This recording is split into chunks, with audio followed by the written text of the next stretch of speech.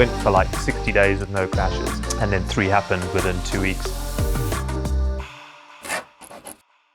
We're at Orro HQ with none other than Sean Conway, post Iron 102 that was in fact Iron 105, to talk about your colossal achievement. We've also got Adam here from Orro, who's definitely got some burning questions about the bikes, and me from Spokes. So Sean. Thanks for having me. How are you feeling? Knackered. That's got to be the understatement of the millennium. Yeah, it was. So it was 102 to get the record, and then I was feeling good, so I wanted to carry on. But I knew I wanted to do 103 because I thought, how's my body going to cope doing one where I don't have to do it? Up to 102, I had to do it, so there was that fire.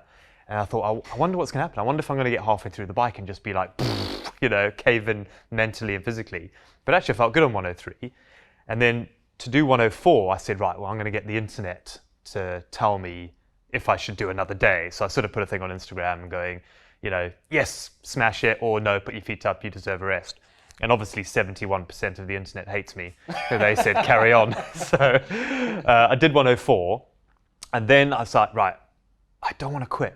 Because if I choose to quit, I feel like, because I had numbers printed up to 123, because I just thought that's a cool number, 123. So I think, right, I'm going to flip a coin. So I flipped a coin to see whether I should do 105, and the coin said do it. And then at 105, I said, well, I'm just going to do the coin thing until the coin says stop. And actually, it told me to stop after 105.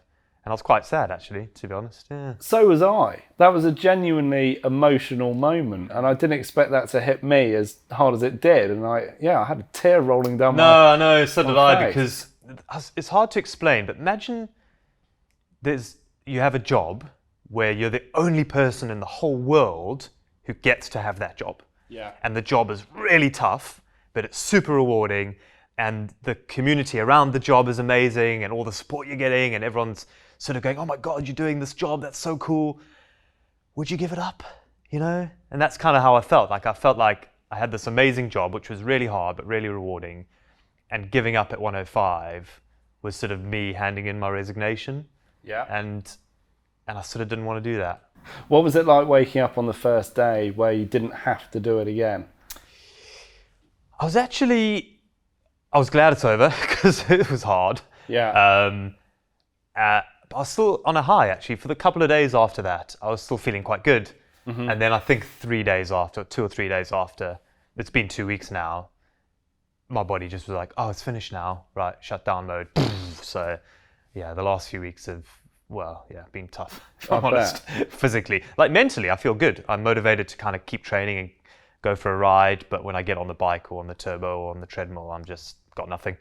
So you've been staying fairly active since? No, not really. I've done 3 sessions on the bike and some walking. And that's about it in 2 weeks.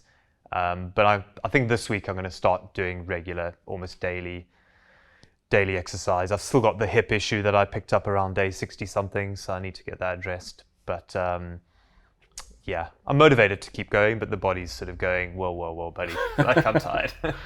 Have you been sleeping a lot? Yeah, I'm sleeping well as you can with 2 young kids. I think I slept better during the irons than I have done now. But no, I'm sleeping well. Maybe not eating as well, now, because I'm just bored of eating 8,000 calories a day for 3.5 months. So I got down to 67. I'm back up at 70, and I'll hover around 70 all the time, to be honest, no matter how much exercise I do. I think the heaviest I've ever been is 73. So I've been within, 5 kgs of my normal weight for 25 years now. So yeah, I think it'd be nice to stay around 69, 70 kgs. Because as I say, I want to just keep the fitness. I did 90 hours a week in zone 1 and 2 training for 3.5 months. I'm interested to see where that's got me, Have you eaten anything that you weren't allowing yourself to eat during Iron 105? Yeah, just tons of salad.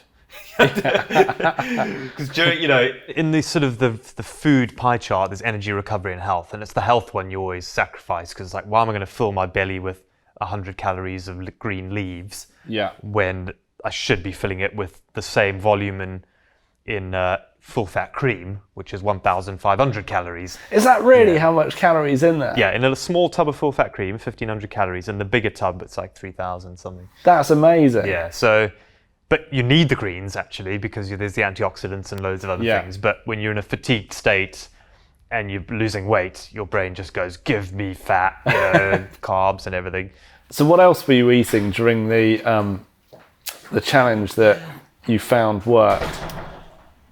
I sort of lived on somewhat of a caveman-esque diet. So it was meats, milks, so like cheeses and full-fat cream, nuts and fruit. Okay. And that was the bulk of it. I would have porridge and chia seeds in the morning, and then I'd have some sort of cereal bars in the day. But a lot of it was cheese and full-fat cream, a lot of nuts, a lot of fruit.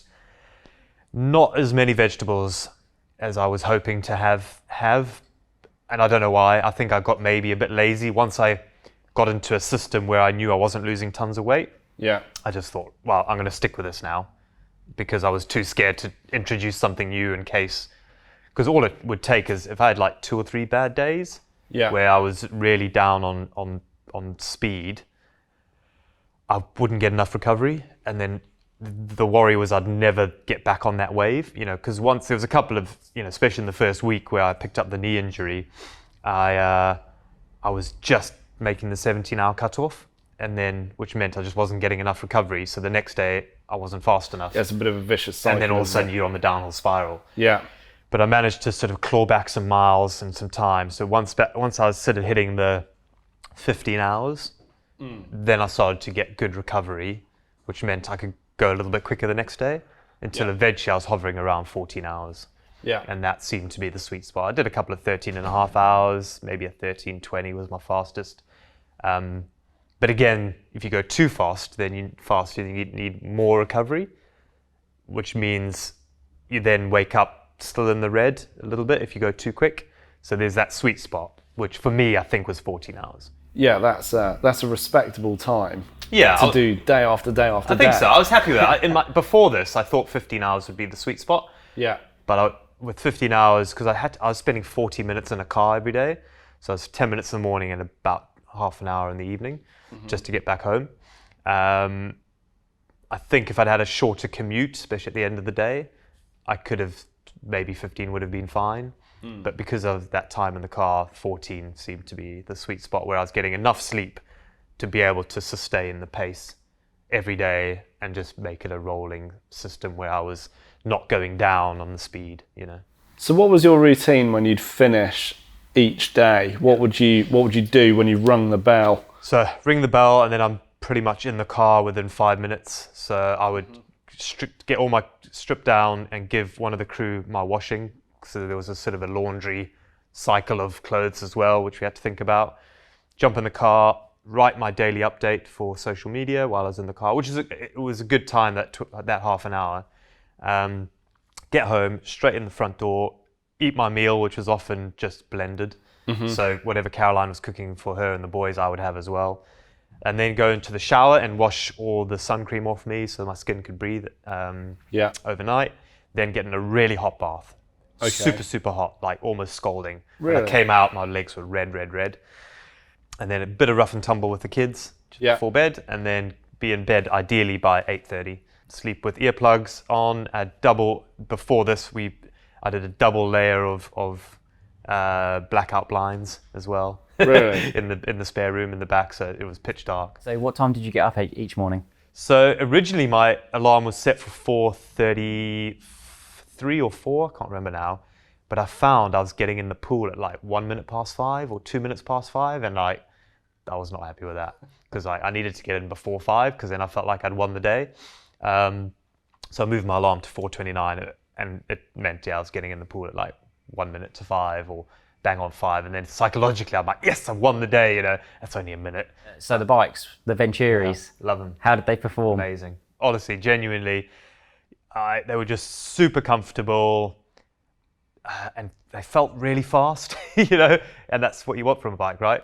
I think for a challenge like yours, I think speed and comfort have got to be the two main factors, I'd imagine. No, and I was sort of trying to work out why, when I was riding them, and because I used your time trial seat post, so I even had that a little bit more aggressive, which I thought would have hurt my neck, but maybe the swimming gave me a stronger neck, so I was actually fine. Because I could sit on the bars. I put the time trial bars on the ends as well. I could sit there all day, really, and not have a sore neck, even in a slightly more aggressive position. Really comfortable. I can't fault it, really. And I love the SRAM with the swapping the batteries, because there was one day where a battery didn't charge overnight, and then I sort of, as I was leaving the pool, sort of wasn't working. I could just turn around and go, right, need another battery, swap it out, boom. Didn't lose any time at all, So just blown away by it. And I think people have asked which is the fastest color. I was like, oh, that's a good question. What is the fastest color? I'm gonna go with the red one. I don't know. Red's always fastest. Yeah, it's the ginger in me always red, isn't it? I think. Red bikes definitely look fast. Yeah, and I love the fact that I had the red and the green, which is the Welsh colours, and that's where I was based, and doing a bit of my course did go into England, both on the bike and the run, and it was I love them. Yeah, it and went the really orange well. to match your hair. And the orange, I know. I just need the orange one now to be fully camo. Yeah, they did go well with your kit, didn't they? Yeah, they did match. Yeah, absolutely. Yeah, it was really good. No, so I was super happy. So thanks, guys, for believing in me and the project. Because and I love the fact you guys are based here in Britain, using British carbon. Yep. And I've been to the factory there. People are literally making the bikes here. It's not like they're coming in from abroad or anything. So that's super important. And I'm glad to have used a bike that is British as well. We design them here. We build them here. So I'm eyeing up your TT bike and your titanium there. They're mint those. For the next challenge. Exactly. Well, I'm super motivated, as I said, to keep fitness on this one. So I'd like to get into sort of more weekly things like the time trialing and the weekly road bikes. So when did you first hear about Orro as a brand? Well, actually, it was through James.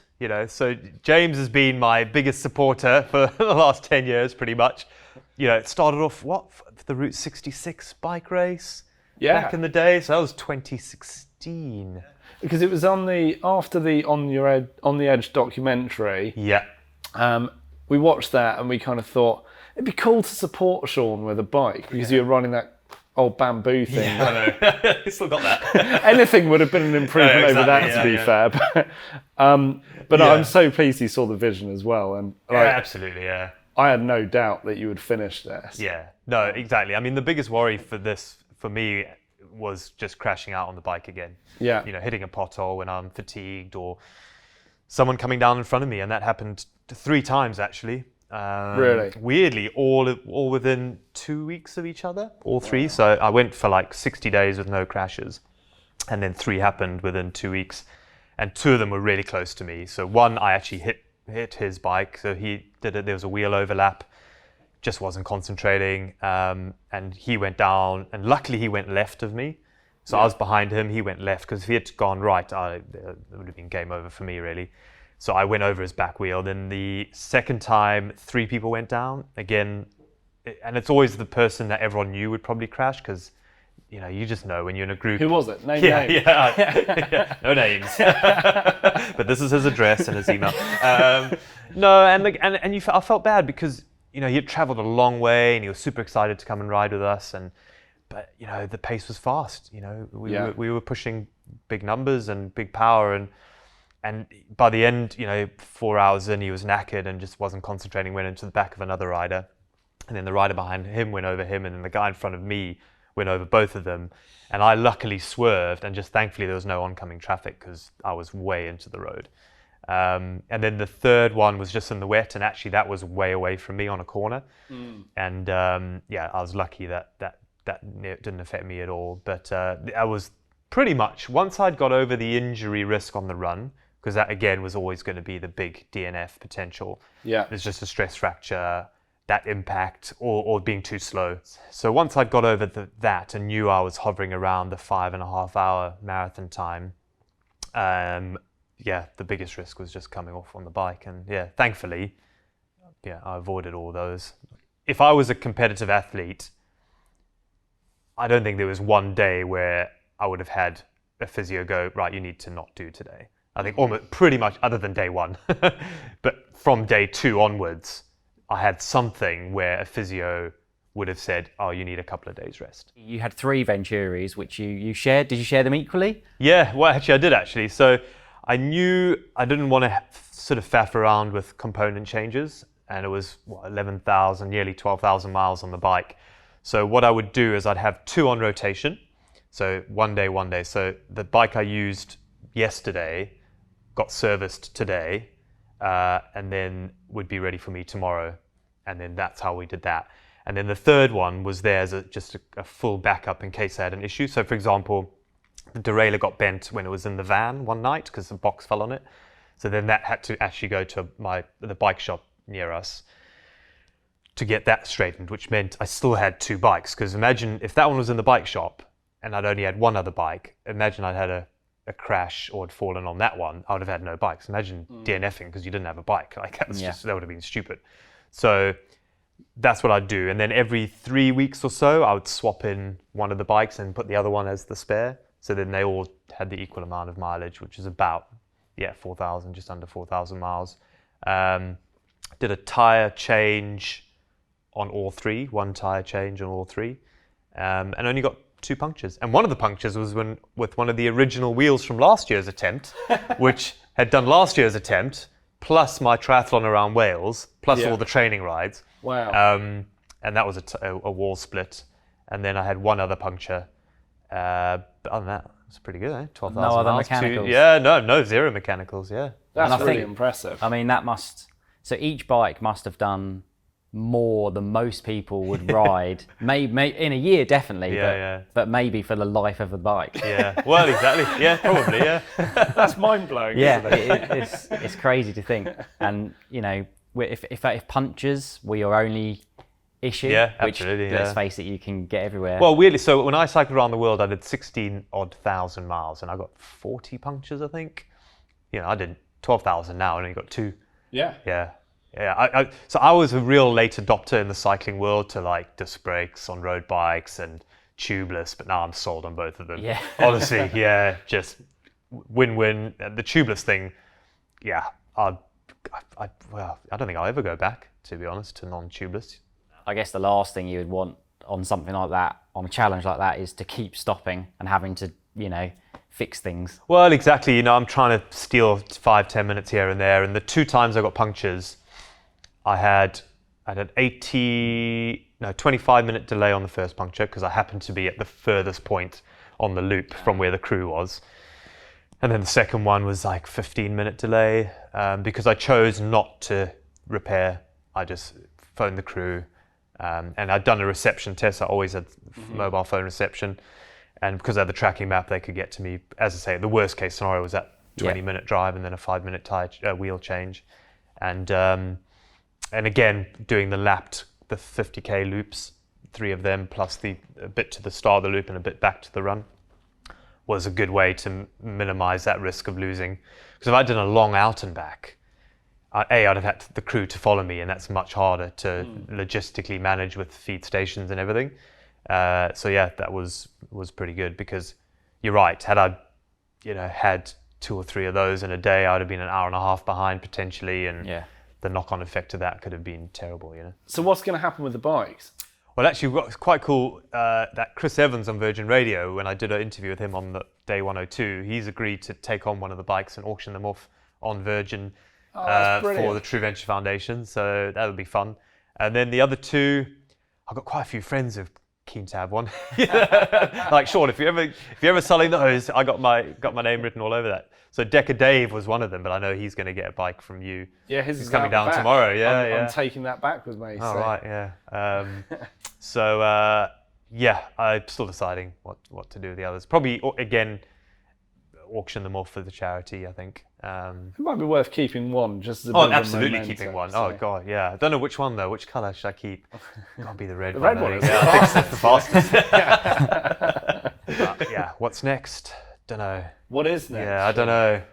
I'd like to do a lot more one-day events. Yeah. Or say one-day events, short events like triples and triple deckers. And Oh, things yeah, no, like just that. just a triple. triple Yeah, not a triple decker, but a triple. Because I think the terrier in me might not have to do a lot of the big stuff for the next couple of years if I can do a triple and a couple of long bike rides and like the GB Divide or GB Duro and a couple of ultras. Like there's that one in the tunnel in Bath, the 200 miles in this tunnel back and forth. I didn't even know about that. Oh, it's amazing. It's just an ultra run of 200 miles and it's a mile long tunnel or something. And you just go back and forth it takes 60 hours or whatever. So I want to do a lot of things like that really.